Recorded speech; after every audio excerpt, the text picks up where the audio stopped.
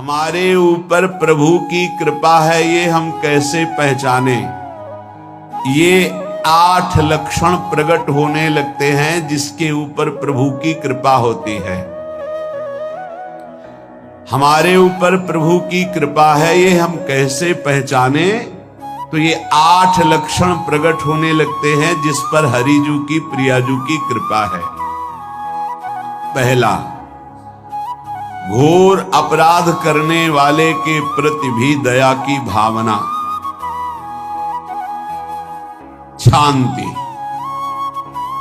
पहला लक्षण है। भाव में भी पहले शांत भाव है। हमारे ऊपर श्री हरिजू की कृपा है, इसकी पहचान ये 8 लक्षण। पहला, शांति, अर्थात घोर अपराधी के प्रति भी गुस्सा ना क्षमा करना, ये हरि की कृपा का लक्षण है। देख लो भाई, घोर अपराधी शब्द तो जाने दो, जरा सा प्रतिकूल हो जाए तो लाख समझाओ पर भ्रकुटी तनी रहती है। भला ऐसा है? अपराधी पर भी क्षमा का भाव होना, ये हरि कृपा पात्र में ही होगा, अन्य में नहीं। तो अगर अपने हृदय में ऐसा लगे कि ऐसा नहीं है तो हरिजू से प्रार्थना करनी चाहिए कि कृपा करो मेरे में सामर्थ्य आवे। दूसरा, अनुसूया, वो किसी भी के प्रति कभी भी कोई दोष दर्शन ही नहीं करेगा। दोष कथन, दोष श्रवण की तो बात जाने दो। अनुसूया, दूसरों के गुणों में दोष ढूंढना ये नहीं होता, हरि कृपा पात्र में नहीं होता। ये सब भजन के नाश करने वाले, जैसे पहला अपराधी पर क्रोध कर देना, तो माया ने भेजा इसीलिए था कि तुम्हारे साथ व्यवहार ऐसा करे कि तुम क्रोध करो, क्रोध करोगे तुम्हारी ऊर्जा शक्ति नष्ट हो जाएगी, अध्यात्म में जो चलने की थी। और कहीं तुमने संकल्प कर लिया तो भजन शक्ति नष्ट हो जाएगी।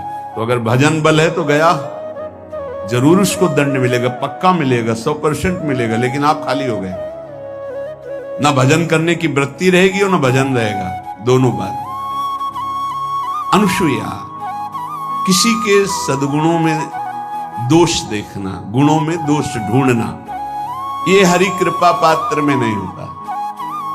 ये बहुत मंगलमयी बातें हैं जिससे हमारा भजन मार्ग पुष्ट होता है। तीसरा, वो बाहर से और भीतर से पवित्र रहता है, हरि कृपा पात्र। शौचाचार का ज्ञान होना चाहिए, वस्त्र आपके पवित्र होने चाहिए, ये बाहरी जल रज आदि के द्वारा बाहरी पवित्रता, और निष्कपटता, निश्चलता, सत्य भाव, ये अंदर की पवित्रता है। अगर कपट है, छल है, असत्य है तो हृदय मलिन रहता है।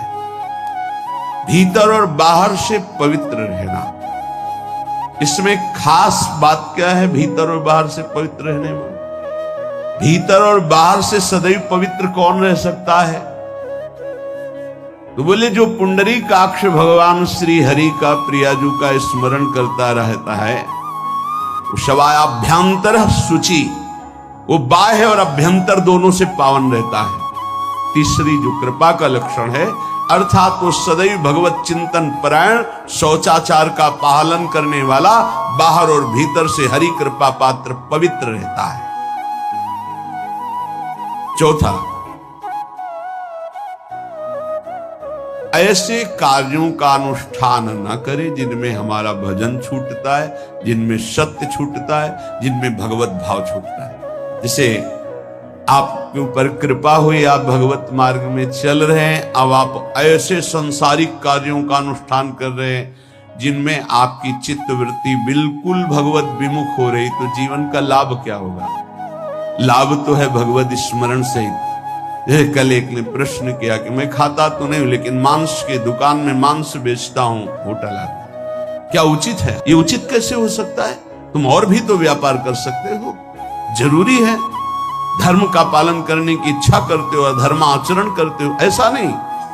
तो विरत बहुकर्मा, उन कर्मों से हमें विरत रहना है जो हमारे धर्म के विरुद्ध है, जो भजन के विरुद्ध है। हरि कृपा पात्र ऐसे कर्मों का अनुष्ठान कर ही नहीं सकता। अपने भजन का फल देखना भगवत कृपा पात्र की, सबको प्रदान कर देना। हिम्मत है?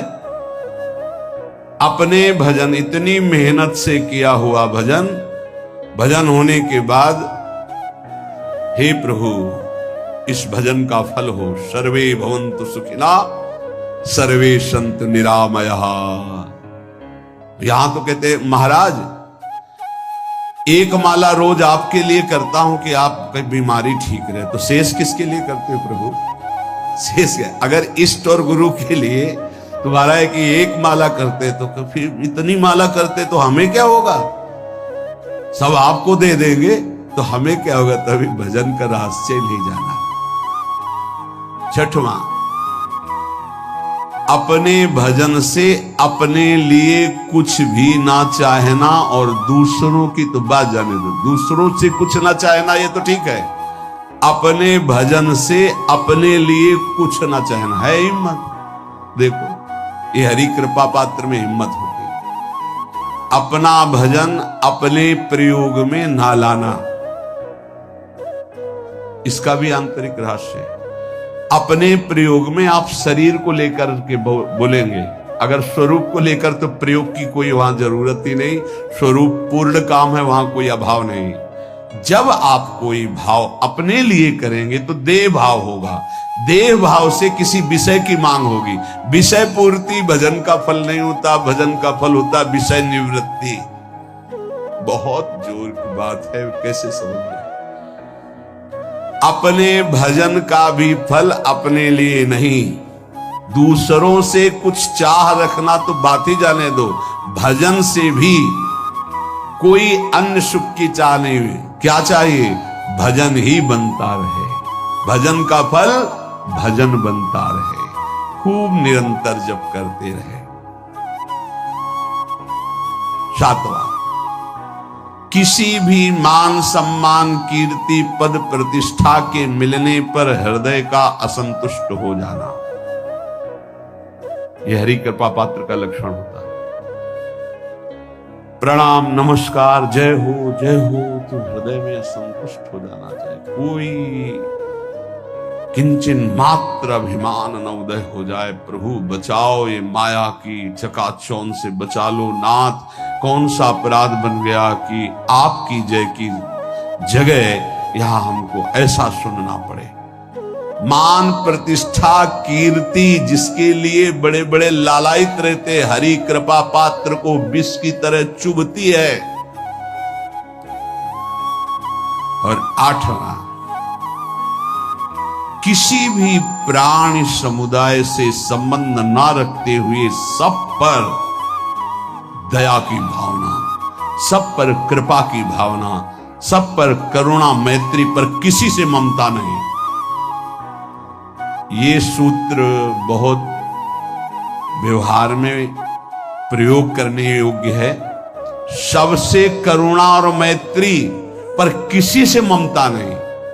करुणा तो करी भरत जी ने, मैत्री भी की मृग से, पर ममता रहित नहीं रहे। ममता कर ली तो अगला जन्म हिरण का हो गया। ममता नहीं रखी। निर्ममो निरहंकारा, करुणा मैत्री तो करनी है, जैसे इसमें आदेश है, गीता में जी आदेश है, अद्वेष्टा सर्वभूतानां मैत्रः करुणैव च, पर निर्ममो निरहंकारा, ये साधक की चतुरता है। प्राण मात्र पर दया कृपा करुणा मैत्री, पर ममता नहीं। ममता किसी से, और यहां करुणा मैत्री ये तो गायब हो गई, केवल ममता रह गई है। अपने शरीर से ममता, शरीर संबंधियों से ममता, विषय भोगों से ममता, यही जहर है। संबंध में ये ममता ही जहर है, विचारों में अहंकार जहर है,